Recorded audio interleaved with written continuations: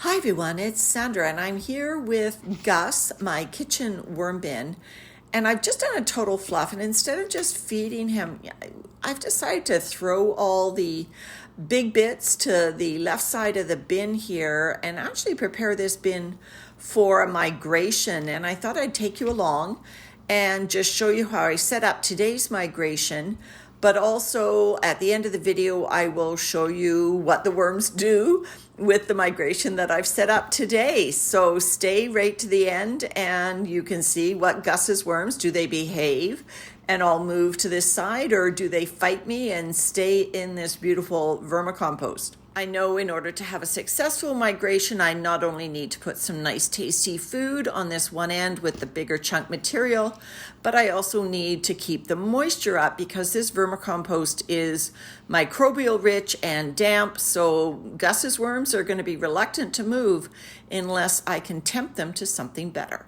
I'm going to start off, I think, by giving these worms some of my shredded cardboard that's been soaking in some rainwater for a few weeks. It's got some leaves mixed in because it was outdoors. Also on the menu today is a butternut squash peel pulverized with some carrot peels, some tea leaves, and some eggshell grit. I'm giving a lot of food here, not only because I want to tempt the worms, but I got to get the moisture up in this area. The shredded cardboard is not as damp as that vermicompost, so I do think I'm going to have a bit of a moisture problem attracting the worms to this area. But I also need to bulk up the bedding because I am going to be pulling out like a good 75% of the material. Also, as I pick out the last few bigger bits here, as my fingers just sift through the material, I'm also helping inoculate that shredded cardboard even a little bit more, which will make it more appealing for the worms. Another thing you can use for migration is light by keeping the end where you want the worms to go a bit darker than the rest.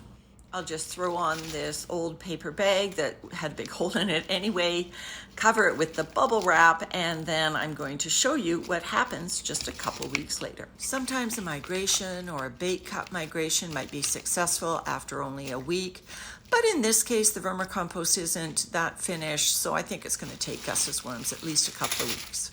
It's just going to be a couple more seconds for you, but for me, I'm going to fast forward and show you what happens.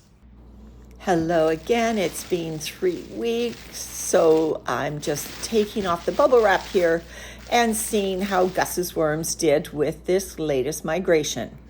I note right away how this vermicompost is looking even more complete. It has that lovely smooth effect, except for these pine needles that the worms seem to be able to get to the top of the surface. I actually think it's the worm castings fall downwards, leaving the larger bit material on the top, but that's another story. So you'll note that I am staying away from the migration zone. I'm concentrating all my efforts in the zone that I'm going to be pulling today for harvest. There's a reason I'm doing that. I don't want to disturb these worms. Oh, there's one. Just put him in the migration end. I want them to stay where they're at so I can pull out this material. I start from the furthest end from the migration zone so that any large worms, not the wisps, but the larger worms who can move freely, will hightail it down away from the vibrations. Hopefully the worms will get the memo and they will move into the migration zone. I'm going to fast forward the video now to the point where I've got all of this vermicompost pulled and we can see what's left.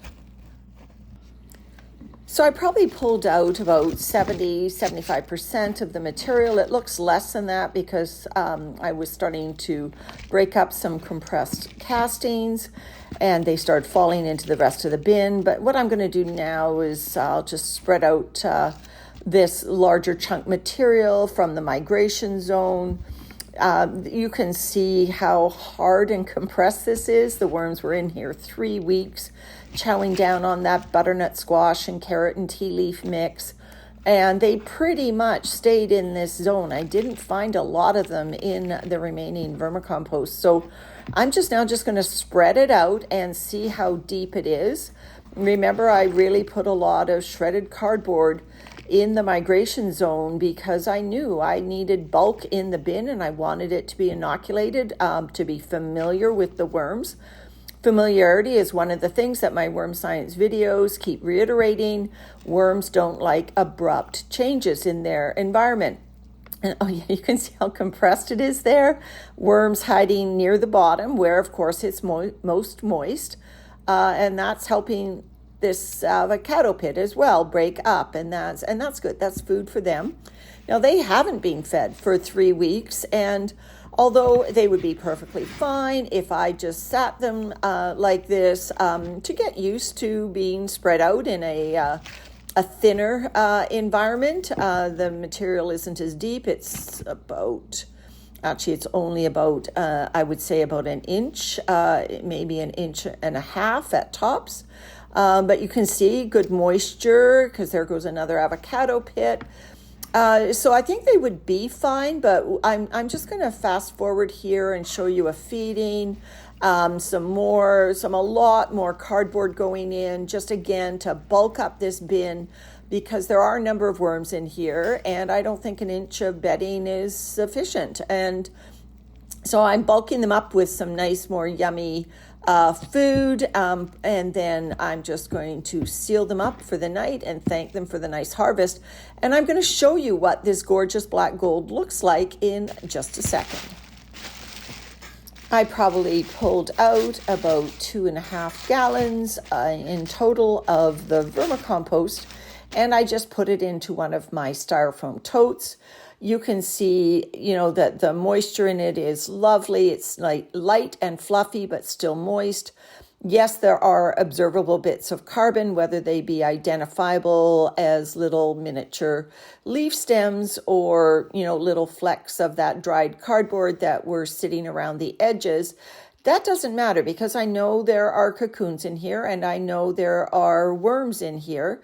And they will, and the microbes themselves will continue to work on the remaining bedding components until I'm satisfied that I've baited or pulled out all the worms and I can use this beautiful material in my garden. All right, everyone, thank you so much for watching Gus's latest harvest. Bye for now.